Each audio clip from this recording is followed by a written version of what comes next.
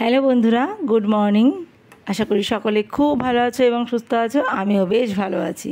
আজকে হচ্ছে শনিবার, আজকে তারিখটা হচ্ছে 6 তারিখ। 6 এপ্রিলের ভিডিও তোমরা এখন দেখছো। মাঝখানে এত বেশি গরম পড়ে গেছিলো, আমি ভিডিও এডিট করতে পারিনি। শরীরটাও ভালো লাগতো না, এত সংসারে কাজকর্ম করে ভিডিও এডিট করতে বসতে ইচ্ছা করতো না, এত গরম। আর সেটা আমরা সবাই জানি। তার মধ্যে অনেকেই রোজ ব্লগ শেয়ার করে জানি, কিন্তু আমি পেরে উঠছিলাম না, কারণ ভয়েস দেওয়ার সময় সবচেয়ে কষ্ট হয় বেশি।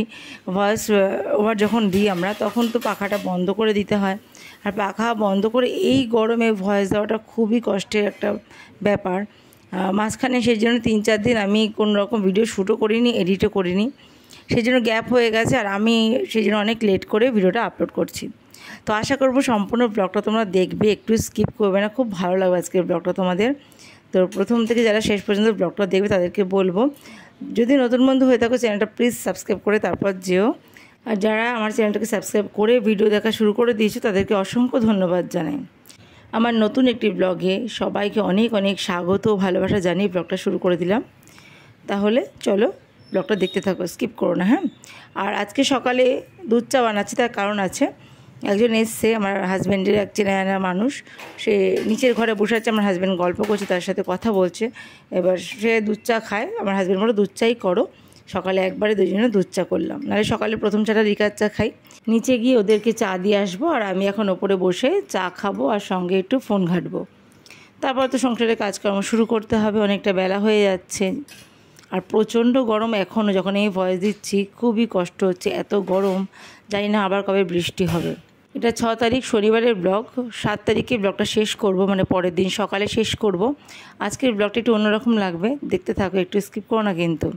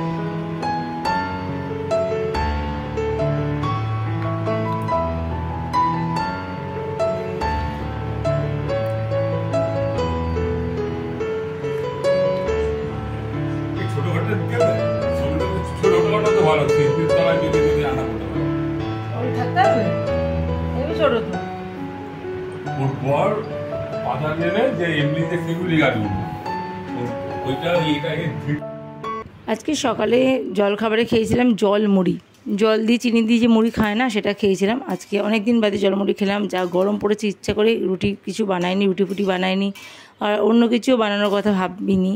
তারপর ভাবলাম জলমুড়িটা খাই, পেটটা ঠান্ডা থাকবে, তিনজনেই তাই খেয়েছি।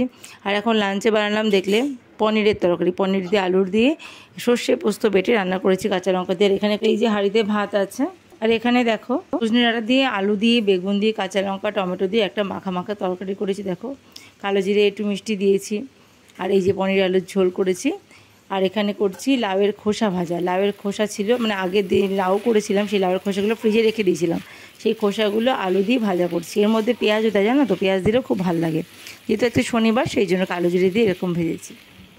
এই যে এসছে তানুমানি, আমার মেয়ের তানুমানি। এই তো বলতে তানুবাড়ি যাবো না, তানুবাড়ি যাবো, মামাবাড়ি বলতো না আগে ছোটোবেলায়। ভুলে গেছিস কোথায় যাচ্ছিস? না তানুবাড়ি।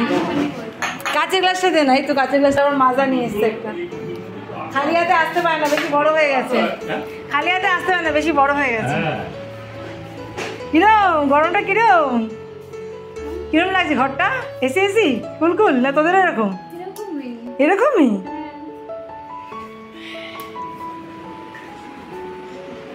কটা বাজে? 5টার সময় ঢুকলো, এটা সাক্ষী থাকলো। আমার বোন এই বিকেলবেলা এলো বন্ধুরা, তো এখনও ফ্রেশ হবে, ওর সাথে কিছুক্ষণ সময় কাটাবো, গল্প করবো, অনেকদিন বাদে যেহেতু আমাদের বাড়িতে এলো। পরে খাবে পরে খাবে। এখন যাচ্ছি বেলুর মঠ, দক্ষিণেশ্বর। চলো তোমাদেরও নিয়ে যাই, আর তারপর রাস্তায় যতটা পারবো শ্যুট করবো। সবাইকে বলি গুড মর্নিং। হঠাৎ করে প্ল্যান হয়েছে, সবটা পরে বলবো তোমাদের সাথে। আজকে হচ্ছে সানডে, আর ডেটটা হচ্ছে 7 তারিখ, 7ই এপ্রিল। আমরা রওনা হলাম বেলুড় মঠের উদ্দেশ্যে। অনেক দিনে যাওয়ার ইচ্ছা ছিল, কিন্তু এত গরম পড়েছিল সাহস পাচ্ছিলাম না। আর এই কালকেও আমরা কথা বলছিলাম যে যাওয়া হবে না, এত গরমে যাওয়া যায় না, এত গরমে সারাদিন বাইরে থাকবো কী করে, প্রচণ্ড সূর্যের তাপ, রোদের তাপ, আর তার মধ্যে সারাটা দিনের ব্যাপার। ক্যান্সেল করে দিলাম, যাবো না, থাকি অন্য সময় যাব। তারপরে তোমার মনটা খারাপ হয়ে গেছিলো, মা কালীকে ডাকছিলাম, মা তোমার দেখা পাবো না, 4-5 বছর হয়ে গেল তোমার মুখ দেখি না, মানে দক্ষিণেশ্বরের মাকে দেখি না। তো খুব মনটা খারাপ হয়েছিল যে তুমি যদি চাও ওয়েদারটা পাল্টে দিতে পারো। তারপরে হঠাৎ করে সকালবেলা উঠে দেখি যে মেঘাচ্ছন্ন ওয়েদার, একদম সকালবেলা যে রোদটা দেখি ঘুম থেকে উঠে রোজ, সেটা আজকে কিন্তু ছিল না। ঘুম থেকে উঠেই দেখি আজকে মেঘাচ্ছন্ন, মানে অন্যরকম একটা, মানে আকাশটা আর অনেকটা ঠান্ডা হয়ে গেল হঠাৎ করে, কীরকম যেন গরম, ব্যবসা গরমটা কমে গেল। তারপরে তাদেরকে ওদেরকে ডেকে তুললাম, আমার বোনকে আমার মেয়েকে, যে দক্ষিণেশ্বর যাবি না। তারপরে ওরাও ধাঁচমাচ করে উঠলো, উঠে ঝটপট করে মানে আমরা 1-1.5 ঘন্টার মধ্যে সবাই রেডি হয়ে নিলাম। আর ঠাকুরকে পুজো দিয়ে আমরা বেরিয়ে পড়েছি ঘরে। ঠাকুর রান্নাবান্নার কোনো ব্যাপার নেই, ওখানে গিয়ে ভোগ খাবো সেই উদ্দেশ্যেই বেরিয়েছি। বালিখালে নেমেছি আর দক্ষিণেশ্বরের পরের স্টপেজ। আর এখন আমরা টোটোতে করে যাচ্ছি বেলুড় মঠ। আর বেলুড় মঠে যাবো, জানি না কী হবে, ওখানে গিয়ে তোমাদের সাথে শেয়ার করবো। অনেকদিন বাদে যাচ্ছি, নিয়ন্ত্রণ বদলাতে পারে। তো কখন ঢুকতে, কখন টিকিট কটা অব্দি করে সবটাই জানবো। তারপর বেলুড় মঠের ইচ্ছা ছিল দক্ষিণেশ্বর যাওয়া, ঠিক আছে, সঙ্গে থাকো। এবার তোদেরটা হচ্ছে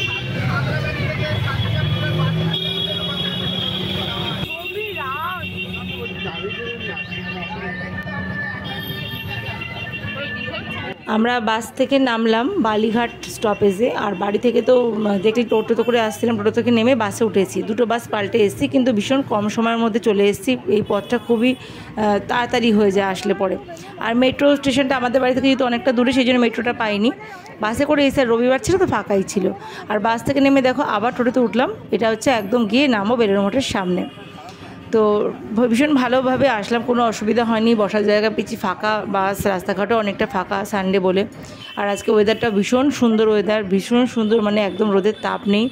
হঠাৎ করে ওয়েদারটা এত সুন্দর পাল্টে যাবে ভাবতে পারিনি, সবই ঈশ্বরের কৃপা, মায়ের টান। মা যদি না চাইতো আজকে আসতে পারতাম না, সত্যি যদি আগের দিনের মতো গরম থাকতো আজকে বেরোতাম না। আমরা চলে এসেছি বেলুড় মঠের মেইন গেট, এটা দেখো, এখান থেকে আমরা এন্ট্রি করব এবার। এরপর ঢুকে যতটা পারবো শেয়ার করব, সঙ্গে থাকো বন্ধুরা। আর আজকে ব্লগটা না কন্টিনিউ করব না, আমি ব্লগটা প্রায় শেষের দিকে চলে এসেছি, এখানে শেষ করে দেবো, তার কারণ ব্লগটা এমনিতে অনেকটা বড় হয়ে যাবে। তাহলে এই যে পরের মানে মুহূর্তগুলো আমি পরের ব্লগে শেয়ার করব, সেই জন্য তোমরা পরের ব্লগটা প্লিজ দেখো। ওই ব্লগে কিন্তু সব কিছু থাকবে, বেলুড় মঠে দক্ষিণেশ্বরে যতটা পেরেছি শ্যুট করেছি সব পরের ব্লগে দেব। এই ব্লগটা আমি এখন শেষ করে দেবো, ঠিক আছে। তো এখন আমরা এসেছি মায়ের বাড়িতে। বেলুড় মঠের মেন গেট দিয়ে ঢুকে গেছি, ঢুকেই পাশে পেলাম বাঁ দিকে মায়ের বাড়ি, সারদা মায়ের বাড়ি, আমাদের শ্রী সারদা মায়ের বাড়ি। তো সেখানে একটু ঢুকলাম, দেখলাম, দর্শন করলাম মাকে। ভীষণই শান্তির একটা জায়গা বেলুড় মঠ, পরিবেশটাই এরকম। বেলুড় মঠে ঢুকলেই যেন কিরকম একটা শান্তির একটা ছোঁয়া লাগে আর কি ঢোকার সাথে সাথেই। আর আজকে না প্রচণ্ড ভিড় ছিল, প্রচণ্ড ভিড়, তোমরা পরের ব্লগে দেখতে পারবে কতটা ভিড়। আমরা না জেনে এসেছিলাম, এতটা ভিড় হবে ভাবতে পারিনি। আমি জানি এখন গরমকাল, এখন ফাঁকা ফাঁকাই হবে, যেটা শীতকালে প্রচণ্ড ভিড় হয়। তো দেখো এখানে গেটের সামনে থেকে কত লোক যাচ্ছে, সামনে গেলে দেখতে পাবে, পরের ব্লগে তোমরা সেটা দেখতে পাবে কতটা ভিড় হয়েছিল। কারণ আজকে একটা বিশেষ দিন ছিল, সেই দিনেই আমরা এসেছিলাম, যদিও অজান্তেই এসেছিলাম, কিন্তু খুব ভালো দিনে এসেছিলাম। আর এখন মায়ের বাড়ি দর্শন করলাম আর কিছু ছবি তুললাম এখানে। মায়ের বাড়িতে দর্শন করে আমরা এবার শ্রী শ্রী ঠাকুর রামকৃষ্ণ পরমহংস দেবের কাছে যাব। তো আগে মায়ের বাড়িটা ঘুরে নিই, এখানে কিছু ছবি টবি তুলেছি, অনেক ছবি তুলেছি, জায়গাটা খুবই সুন্দর। আর এত ভিড়, সত্যি সত্যি দেখো তোমরা এই গরমের মধ্যে এখানে কত লোক এসছে, তার কারণ আজকে বিশেষ দিন একটা, সেটা তোমাদের পরের ব্লগে বলবো কি বিশেষ দিন। তো চলো যতটা পাচ্ছি শ্যুট করছি। ভিতরে যাব এবার আমি, ভিতরে গিয়ে তবে ক্যামেরা, এখানে ভিতরে ক্যামেরা অ্যালাউ করেছে, কিন্তু বেলুড় মঠের প্রাঙ্গণে কিন্তু মন্দিরের ভিতরে ক্যামেরা অ্যালাউ করবে না, সেটা তোমরা অনেকেই জানো। বাইরেটা করেছিলাম ওটা, এখানে ভিতরে ক্যামেরা নিয়ে ঢুকলে কিছু বলে না।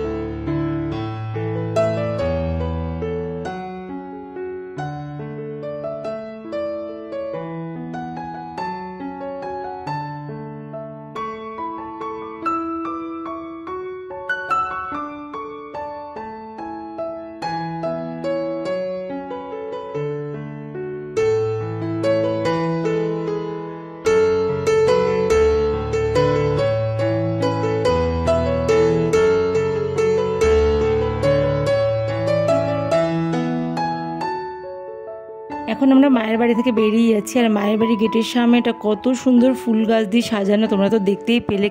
কি অপূর্ব দেখতে লাগছে কি বলবো। আর এত পরিষ্কার, মানে বলার মতো না, কোথাও কোনো একটা পাতা পড়েনি, এতটাই পরিষ্কার পরিচ্ছন্ন। তো আমরা এখন মায়ের বাড়ি থেকে বেরিয়ে পড়েছি বেলুড় মঠের উদ্দেশ্যে, মানে শ্রী শ্রী ঠাকুর রামকৃষ্ণ পরমহংসদেবের বাড়ি যাচ্ছি এখন আমরা। এর পরের ব্লগে তোমরা কিন্তু প্লিজ দেখো বন্ধুরা, এর পরের ব্লগে সবটা থাকবে, বেলুড় মঠ দক্ষিণেশ্বরের মুহূর্তগুলো ক্যাপচার করে ওই ব্লগে আমি শেয়ার করব। তো আশা করি ব্লগটা তোমাদের ভালো লেগেছে। আজকে এইটুকুই, দেখা হচ্ছে পরের ব্লগে। সবাই খুব ভালো থেকো, সুস্থ থেকো, সবসময় এই কামনা করি।